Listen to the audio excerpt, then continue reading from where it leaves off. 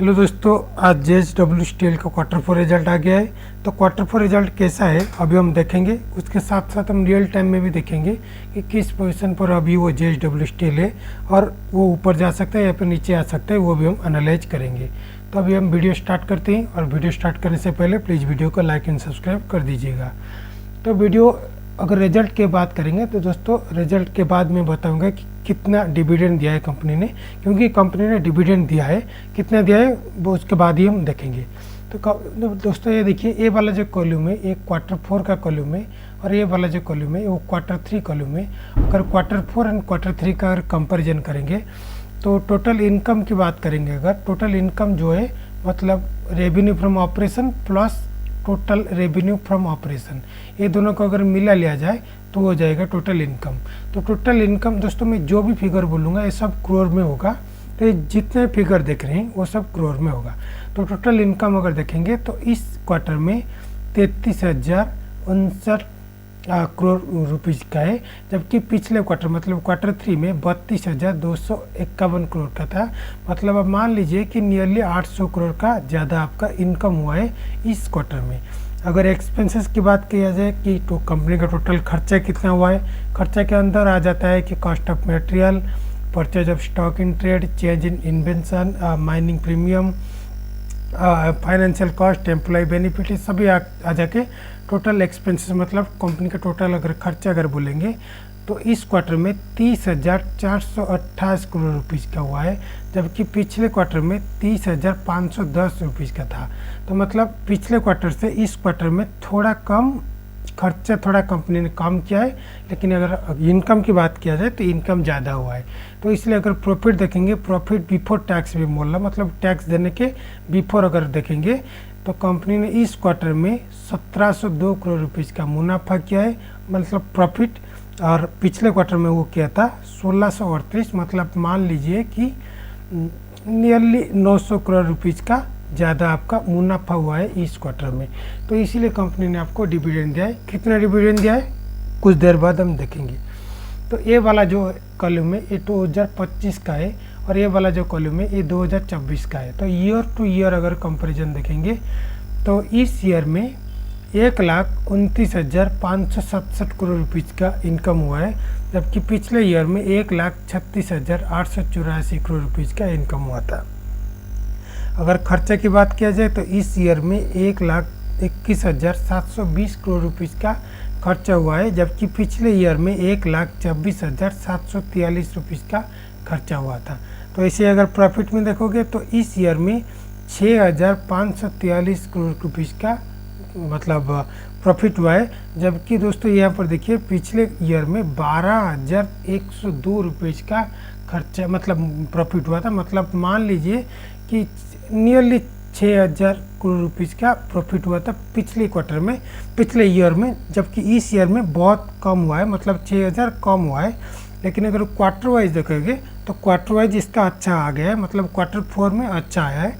मतलब Q1, Q2 and Q3 उसका बहुत ही बुरा गया था और Q4 क्योंकि उससे अच्छा आया है इसलिए कंपनी ने आपको डिविडेंड दिया है। कितना डिविडेंड दिया है अभी देख लेते हैं।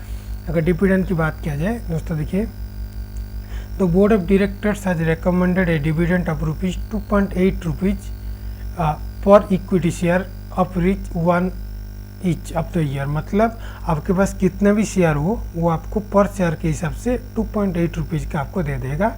और ये क्योंकि वो फेस वैल्यू उसका 1 है इसके लिए वो 1 लिखा है। लेकिन अगर जितना भी मतलब आपके पास शेयर है पर शेयर आपको 2.8 रुपीज़ का वो दे देगा। अगर उसका अगर एनालाइज करेंगे तो वो मैं उसका स्क्रीनशॉट ले रहा हूँ, इसलिए आपको अच्छे से ईजी होगा देखने के लिए।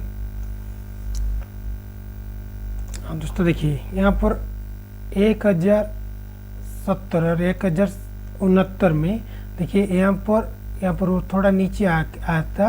कितना आया था नियरली यहाँ पर 889 पर आ गया था। लेकिन उसके बाद वो फिर से वो ऊपर चढ़ने की कोशिश किया है। लेकिन मतलब समझने के लिए आपको बोल रहा हूँ, देखिए क्यों कैसे समझेंगे। एक बार 1,069 पर नीचे आया था, फिर वो ऊपर उठा, फिर एक बार ट्राई किया नहीं हुआ, फिर नीचे आया, फिर ट्राई किया और ट्राई करने की कोशिश किया, लेकिन वो भी नहीं हो पाया। तो मतलब किसी भी स्टॉक अगर 3 या 4 बार किसी लाइन को अगर क्रॉस करना चाहती है तब ये ऊपर चला जाता है। अगर ऊपर चला जाता है मतलब इस लाइन को अगर ब्रेक कर देता है तो ब्रेकआउट हो जाता है। तो ब्रेकआउट हो जाएगा तो बहुत ऊपर चला जाएगा, वो डायरेक्ट चला जाएगा नियरली 1100 के आसपास वो चला जाएगा और इससे भी ज़्यादा चला जाएगा। तो दोस्तों यहाँ पर देखिए, यहाँ पर एक टनल के शेप में हो गया है अभी, मतलब देखिए यहाँ पर ऐसे गया है, वो नीचे आया है, फिर से गया है, फिर से नीचे आया है। तो अभी मतलब ऊपर जाएगा तो इतना तक आकर वो फिर से वो नीचे आ सकता है।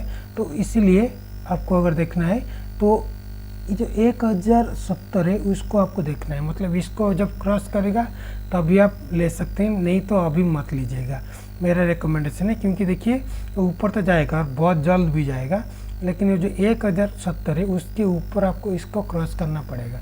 तो अगर आप एंट्री करना चाहते हैं, मैं लिख लेता हूँ, अगर एंट्री करना चाहते हैं तो 1080 पर आपको करना, 1080 पर करना। अगर स्टॉप लॉस देना आपको 1070 देना। नेक्स्ट आपको टारगेट होगा, देखिए टारगेट में ऐसे नहीं बता सकते, क्यों? क्योंकि देखिए ये जो 1070 है ये उसका ऑल टाइम हाई है, मतलब इससे अब पीछे भी देख लीजिएगा, इससे ऊपर कभी नहीं गया है। तो क्योंकि उसका हिस्ट्री नहीं है, मैं एग्जैक्ट टारगेट नहीं बता सकता हूँ, लेकिन आप मान के चलिए कि 1100 से 1150 आपका टारगेट होना चाहिए। उसके बाद आप एग्जिट कर देना, लेकिन आपको स्टॉप लॉस देना पड़ेगा 1070, क्योंकि 1070 से मतलब मान लीजिए यहाँ से अगर नीचे आया तो डायरेक्ट आ जाएगा फिर से 1008 तक। तो इसलिए स्टॉप लॉस को आप देना पड़ेगा 1070, क्योंकि उसका RSI देखिए, अभी वो RSI है 51, लेकिन वो अच्छा है, मतलब RSI अभी मतलब वो ऊपर जाएगा तो 70 तक या 80 तक जब पहुँचेगा तभी वो ओवर बाय आ जाएगा। उससे नीचे मतलब ऊपर जाने की बहुत संभावना है, तो बहुत हाई चांसेस है कि ऊपर जाएगा, लेकिन अभी मत एंट्री करिएगा। अब मतलब अगर लॉन्ग टर्म या शॉर्ट टर्म जो भी आप अगर एंट्री करना चाहते हैं तो 1080 पर आप एंट्री कर सकते हैं। आपका स्टॉप लॉस होगा 170 और आपका टारगेट होना चाहिए मतलब 1100 से 1150 आपका टारगेट होना चाहिए। अगर MACD की बात करेंगे तो MACD भी बहुत चांसेस है ऊपर जाने के लिए, और ये भी इंडिकेशन दे रहा है कि वो ऊपर जाएगा। तो आपको एंट्री पॉइंट को आपको थोड़ा सा देखना पड़ेगा, तो आपको अच्छा आ जाएगा। तो अगर वीडियो अच्छा लगा प्लीज़ लाइक एंड सब्सक्राइब करिएगा। धन्यवाद।